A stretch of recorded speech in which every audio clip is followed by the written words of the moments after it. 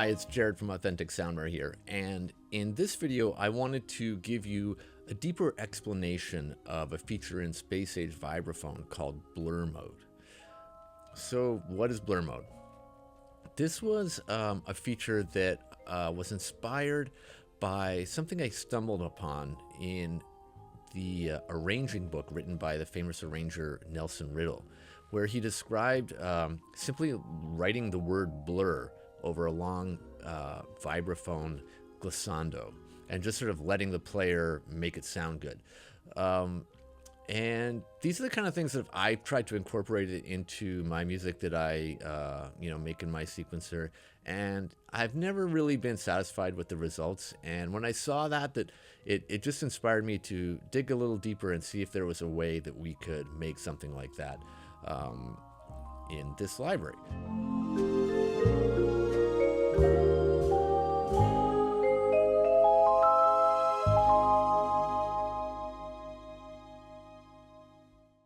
One of the reasons I think it wasn't working is that when you hold the sustain pedal down with most vibraphone libraries, you get a sort of piano type result where all the notes are sustained indefinitely. And it results in this buildup of sustained notes and maybe also kind of dissonant notes at times if there's, if it's like a chromatic scale or a whole tone scale. It just kind of didn't work, and it took up so much sonic space to have, those 2-octave run ringing out like that it obscured my whole arrangement, and then so I just really couldn't do it, So blur mode is something I cooked up to try and address that and allow us to put in those awesome shimmering textures and colors that people like Nelson Riddle and Henry Mancini and Quincy Jones and Gordon Jenkins, all the greats from that period, would put in their studio orchestra arrangements. So basically what it does is it automatically handles the sustain control and also has some rules for note dampening automatically. This really helps you with melodic playing, blurred runs, arpeggios, glissandos, things of that nature. And in speaking with the vibraphonist to record the library, I learned that there's a lot of subtle ways that the performer can control that buildup and the dissonance or lack of clarity that can come from sustained pitches that are a semitone away or a major second away. They might, for example, just dampen one note with the mallet to prevent, a certain treble area in a passage, or they can use what's called mallet to mallet dampening, where as one note is played with the first mallet, the other mallet dampens the last note, and that keeps like a connected feeling, but it doesn't have that buildup of sustain. They can also do something called flutter pedaling, which just kind of overall reduces the sustain. Or one of the other things they can do is only press the sustain pedal partway down, because unlike in most virtual instruments, on a real vibraphone, the sustain pedal is not like a binary switch that's on and off. It's a gradation of dampening effect or lack thereof. So they could just have all the notes not ring out quite as long by holding the pedal not all the way down. So blur mode attempts to automatically do some of those things for you, the things that a player would do just to make the music sound good, but you, the composer, have control over it. Now, it's called blur mode on the articulation button, but there are actually 4 different blur modes that I've created. So let's go to the computer and see how they work. Okay, so we're here with the instrument loaded, and I've switched to the blur articulation. As I mentioned, there's 4 blur modes actually, which you can select using this horizontal slider here. The first one is wash, then there's legato, there's prior minor second, and then there's every other note.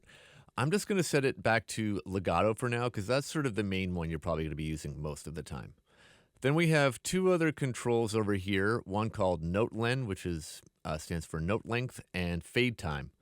Note len is going to set the duration for notes that you play when you're in blur mode. The sustain pedal can override this control, but I'll talk more about that in a moment. And then there's the fade time. This sets the blur fade out time for any notes that are going to be automatically dampened by the script. And we'll see in a minute some of the different conditions when that might happen. But this is going to be your main sort of blurriness level for the blur mode.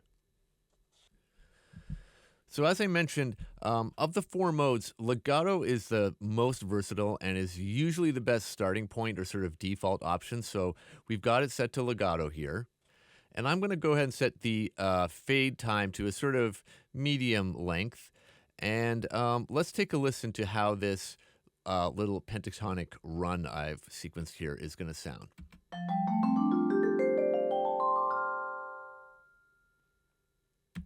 Now in legato mode, as you see when I play that, there'll be a trailing little X indicator showing that the script has dampened that key. Let me play that again for you and focus your attention here.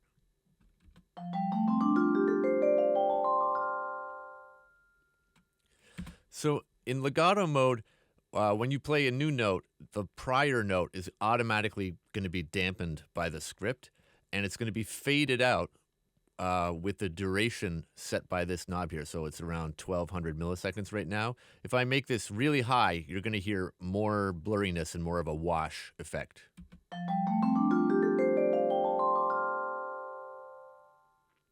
If I set that really short to 100 milliseconds, it's going to sound more like just a standard legato line. It's not going to have any blur to it at all.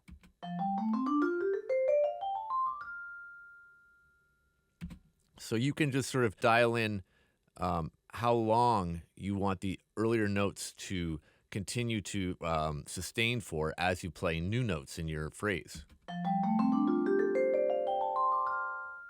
And of course, you could even change this on the fly.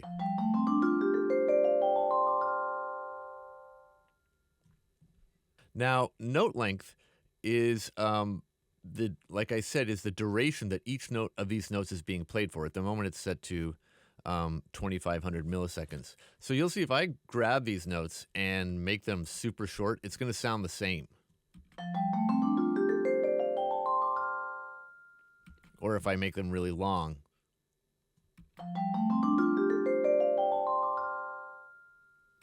With this kind of run where they're all pretty close together, this control doesn't have as big an effect as if the notes are spaced farther apart. Now, this mode, like I said, is automatically dampening every prior note. But there are 2 other modes that have special conditions for whether a note is going to be automatically dampened or not. So one of them is called prior minor second. So when you have prior minor second selected, it's going to dampen the prior note if it's a minor second away from the note you just played, up or down. So this is sort of like for controlling dissonance in certain contexts in the music you're playing. Usually I use this one if the minor seconds in question are sort of like an approach tone, but they're not really I don't want them to sustain because there's a target note that they're going to that is really supposed to be the focus. So let me just play you this quick little example. I'm going to set the fade time really low here so that you can hear what's happening, and watch your screen and you'll see that when I play this minor second between a B and a C, when the C is played, the B will be faded out.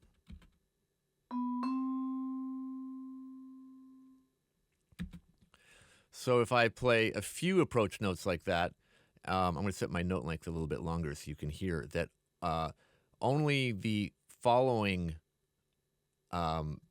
notes following the minor seconds will continue to sustain.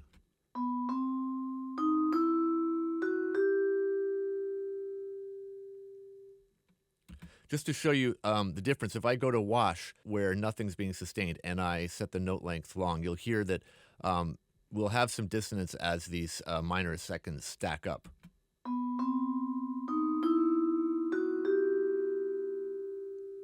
As compared to in minor second mode.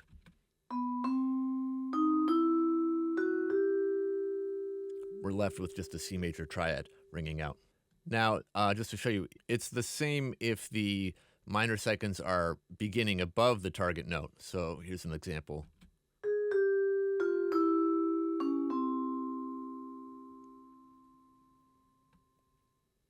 One thing to be aware of, though, is that it's only going to do this for those minor seconds. So unlike in legato mode where every note was being auto-dampened, if we play intervals that aren't a minor second, they're just going to ring out for the full length of this note len value. So here's an example.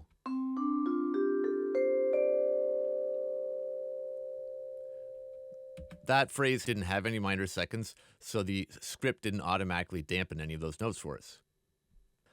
So here's an example where I'm going to mix up a phrase that has some minor second approach notes and then some other intervals that aren't minor seconds. So this is the kind of situation I designed this for. I'm just going to make this note length a bit longer because we really want a bit of a wash here. This is basically just an ascending minor scale.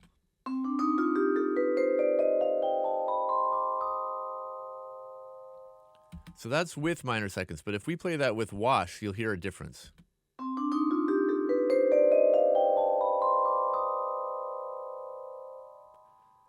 There's just a bit of a lack of clarity in what the harmony being implied is because of those dissonances. So, you know, it's like I said, legato is probably going to be your bread and butter setting, but this is here for certain other situations.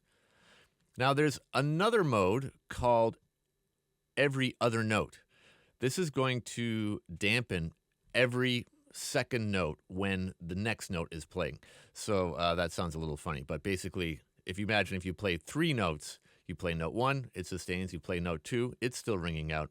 And then when you play the third note, the second note is dampened. So I'll just give you a little example of that here. I'm going to set the fade time low so you can hear this.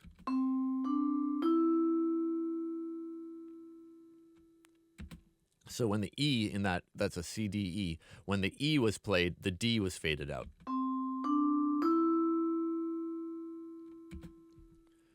So if we play a few notes, this will happen continuously.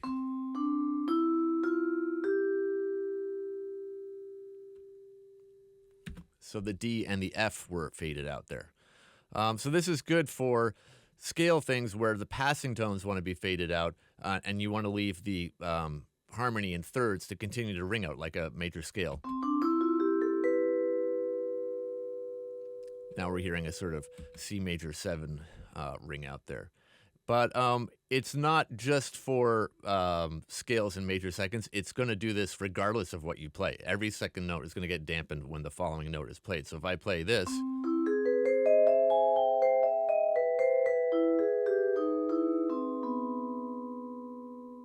it's just sort of generally dampening every second one. I might set the fade time a bit higher for a, you know, more sort of abstract figure like this.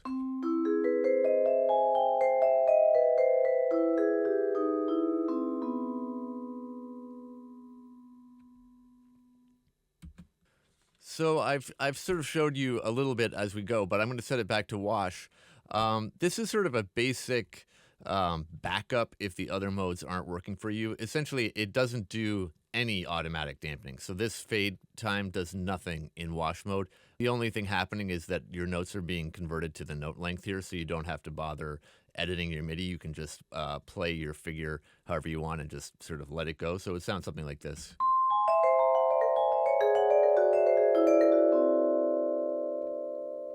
We could, you know, maybe set the note length a bit shorter.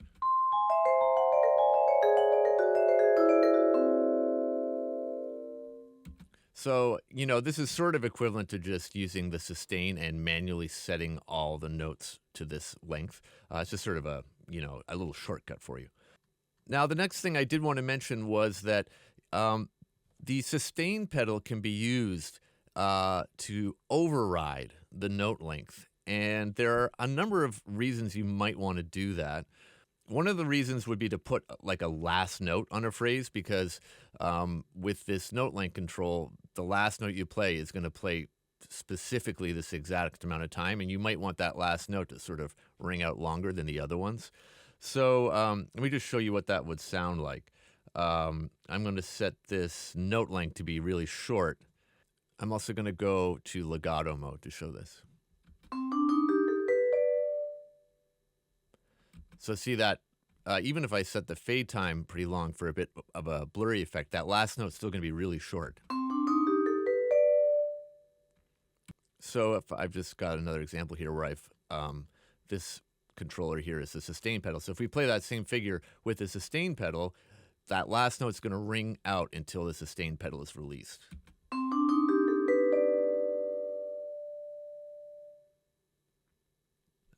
Now, one of the ways I like to use legato mode is to actually just always hold the sustain pedal all the time and basically effectively completely bypass the note blend. And I usually, in that case, set this pretty low.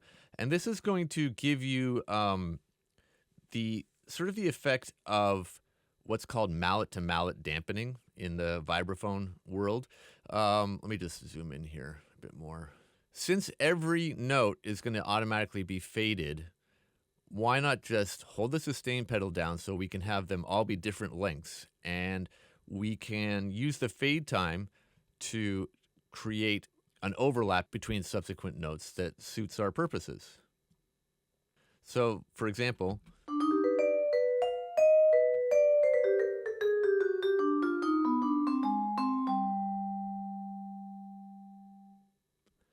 almost like a jazz line. Now, if I sent this up, we'll have that same thing.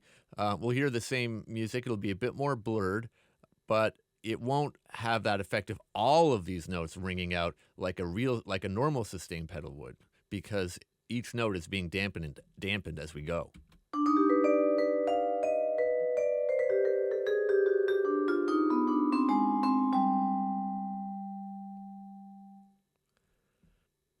Now, we might actually, in certain cases, want to have this fade time change over the course of a melody or a phrase.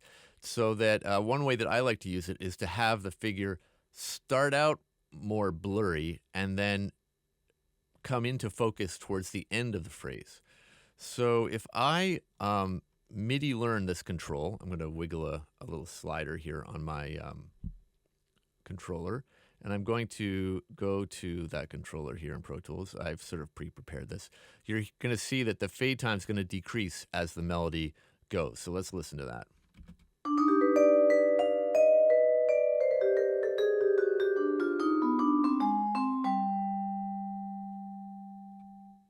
So you heard how it started more as a wash, and then as I pulled that control down, it just became more of a clear single note melodic line. So before we wrap this up, just wanted to show you a couple other things. I showed you how to MIDI learn this control. Now, this blur mode thing, this may appear to be 4 buttons, but it's actually a horizontal slider. I'm holding down my mouse and dragging across like this. I did it this way so that you can MIDI learn the control on a single CC. So if they were buttons, you would have had to, handle all 4 of them separately. So that's what's going on here. The other way you can set the blur mode is to use the 4 key switches starting on F here, and that's kind of my preferred way to switch between the modes. So that's a look at blur mode. Just to recap, if you're just getting started, I recommend switching to legato, setting your note length somewhere in the middle, and using your fade time somewhere in the middle or to your taste to sort of dial in the amount of blurriness. And then the other thing to keep in mind is that in legato mode, sometimes it's better to just turn note blend all the way down and just hold the sustain pedal down throughout your whole phrase. And then you'll have control over the length of every note, and you can have your last note have whatever length you want, and then you just release the sustain pedal. So the sustain pedal is going to sustain each note indefinitely until it reaches its natural end, or the next note that you play causes it to automatically be dampened. And just as you play, keep an eye out on the keyboard display to see any little X's, and that's going to be your clue that, okay, my script has dampened that note for me.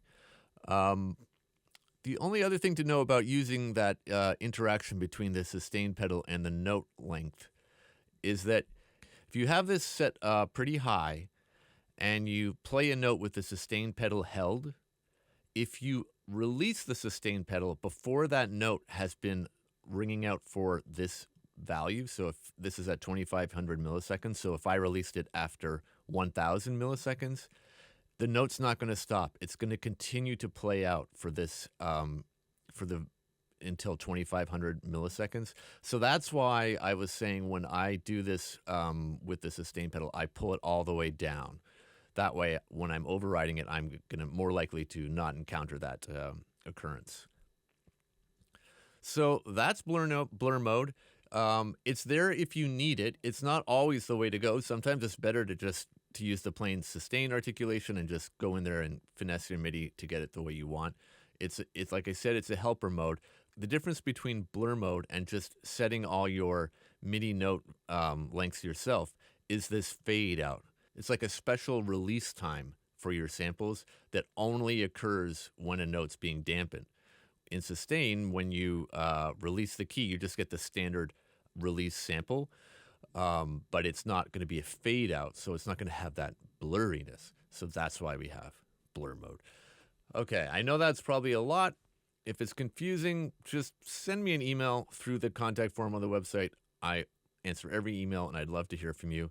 So thanks for watching. I hope it was helpful, and we'll see you in the next video. Bye.